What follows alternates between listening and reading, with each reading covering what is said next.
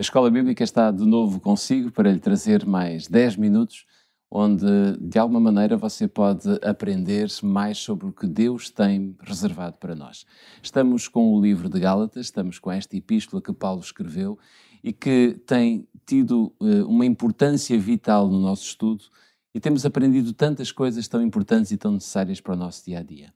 Connosco temos sempre o pastor Pedro Esteves, que nos ajuda na conversa e no diálogo, na preparação destas reflexões. Por isso, Pedro, nós na Escola Bíblica temos sempre o hábito de trazer um sumário. Qual é o sumário da lição de hoje? O sumário de hoje diz-nos que vamos ver ao longo destes próximos minutos alguns alertas do apóstolo Paulo, aos Gálatas e não só, em relação a um tema muito importante que é a hipocrisia ou a confiança própria na vida espiritual. E vamos ver que isto são armadilhas terríveis e que o diabo, se nos puder enganar com elas, vai fazê-lo. Antes de vermos estes aspectos importantes e necessários para a nossa vida de hoje, vamos abrir a nossa Bíblia em duas passagens que extraímos das Sagradas Escrituras e que servem de ponto de partida para a nossa conversa. Em Gálatas capítulo 6, nós podemos abrir no primeiro versículo do capítulo 6 de Gálatas, que diz claramente: irmãos, se algum homem chegar a ser surpreendido em alguma ofensa, vós que sois espirituais, encaminhai o tal com o espírito de mansidão, olhando por ti mesmo, para que não sejas também tentado. Esta é a primeira passagem que lemos, mas precisamos de ler ainda uma outra que está em 1 de Coríntios, capítulo 10, versículo 12. 1 de Coríntios 10, 12, se puder, leia connosco. No nosso quadro diz: aquele, pois, que cuida estar em pé, olhe, não caia. Esta passagem, creio que é subejamente conhecida de todos nós. Percebe-se aqui que Paulo tem uma preocupação muito grande com a possibilidade dos crentes daquela altura, e por que não dos crentes de hoje, caírem em tentação, mesmo quando, de alguma forma, não se espera que isso venha a acontecer. Sim, e essa ideia do mesmo quando não se esperam é que é, no fundo, o centro da reflexão de Paulo, porque Paulo quer advertir-nos que se pensarmos que esse risco não existe, é possivelmente quando estamos em maior perigo. E por isso é que, dentro deste conceito que ainda no último episódio aqui explorávamos, de que como é que o apóstolo Paulo aconselha as pessoas a lidarem com aqueles que caem, depois de dar alguns conselhos e uma sugestão de como é que devemos olhar para essas pessoas, no sentido, lá está, sobretudo, de as encaminhar, de as restaurar, o apóstolo faz como que um parênteses que coloca a pessoa em sentido, que é dizendo para que não sejas tu também tentado. Ou seja, claro, é como que dizer, porque amanhã poderás perfeitamente ser tu que estás no mesmo lugar.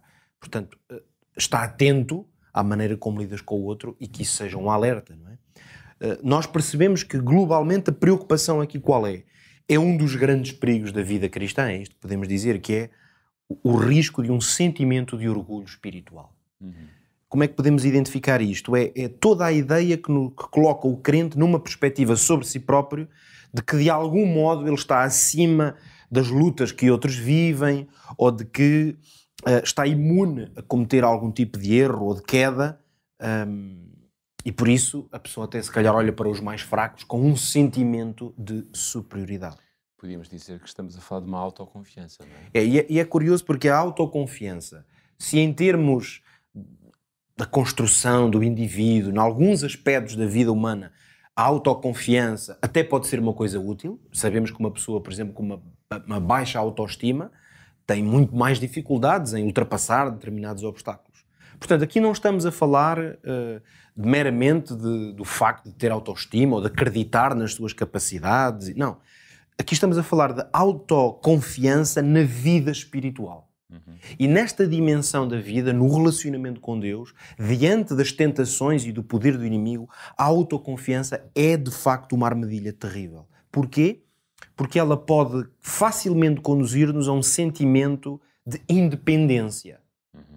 E isso leva sobretudo a que uma pessoa possa considerar que já tem as capacidades adquiridas para vencer. E facilmente a pessoa que tenha essa perspectiva pode estar muito perto dessa grande e terrível falha que é a não dependência de Jesus. Talvez nós pudéssemos aqui mesmo relembrar as palavras de Jesus, o ministério de Cristo, e percebemos que para ele isto era um assunto muito importante. Por isso Jesus falou várias vezes do conceito de hipocrisia. Ele olhava para os líderes religiosos E via neles perfeitamente esta postura de um sentimento de orgulho e de superioridade espiritual. E, portanto, isso não só toldava a visão dessas pessoas sobre as fraquezas da sua própria vida, como ainda as fazia olhar para os outros como se fossem inferiores. Talvez pudéssemos, estamos no nosso ponto por ponto, pudéssemos mesmo olhar aqui para uma famosa afirmação de Jesus, que encontramos no capítulo 23 de Mateus, os ais que ele vai declarar sobre os escribas e os fariseus, portanto, os líderes religiosos. Ele diz o seguinte: ai de vós, escribas e fariseus, hipócritas, pois que sois semelhantes aos sepulcros caiados, que por fora realmente parecem formosos, mas interiormente estão cheios de ossos mortos e de toda a imundícia.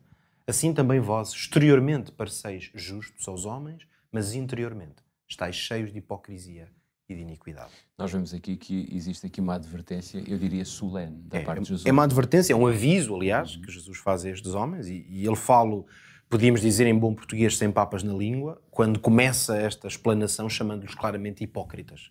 Que o hipócrita é aquele que, por definição, apresenta uma cara, no fundo é um ator, que é esse, aliás, o sentido original, é aquele que faz uma cara, mas que não corresponde ao que está dentro do seu coração, no seu íntimo.